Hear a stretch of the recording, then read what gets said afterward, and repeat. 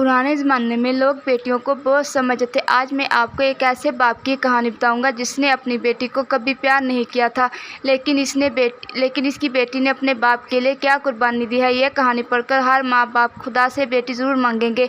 एक गांव में बाप और इसके तीन बेटे और बेटी रहती थी। बाप को अपने तीनों बेटियों से बहुत प्यार था, लेकिन वो अपनी बेटी से प्यार नहीं करता था क्योंकि इसे बोझ समझता था। वो कहता था कि बेटे बाप का सहारा होते हैं।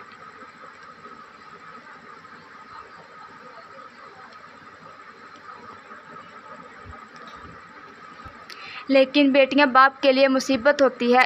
इसने अपने तीनों बेटों को पढ़ाया, लेकिन अपनी बेटी को ना स्कूल की तालीम दिलाई, ना दीन की तालीम दिलाई। इस लड़की को कुरान पढ़ने की बहुत शौक था। इसने अपने बाप से कहा कि वो कुरान पढ़ने मदरसा जाना चाहती है, लेकिन इसके बाप ने कहा कि हमारे ख़ानदान में लड़कियां घर से बाहर नहीं जाती। वो लड़की सारा दिन अपने घर का काम करती थी और सोचती थी कि क्या एक लड़की की ज़िंदगी ऐसी होती है, लेकिन इसके बावजूद वो अपने घर वालों को बहुत ख्याल रखती थी। यूं ही साल गुजरते गए। बाप ने अपनी बेटियों की शादी कर दी।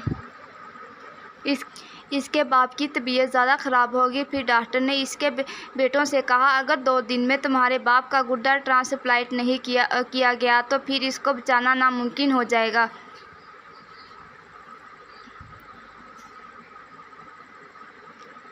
फिर भी इसके बेटों ने अपने बाप के लिए कुछ भी नहीं किया। फिर इसकी बेटी ने डॉक्टर से कहा कि मेरा गुर्दा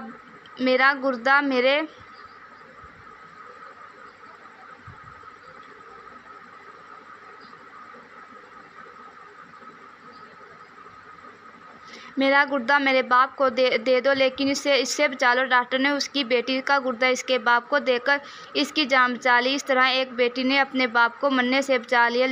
जब उसके बाप को पता चला कि उसकी बेटी ने उसकी जान बचाई है,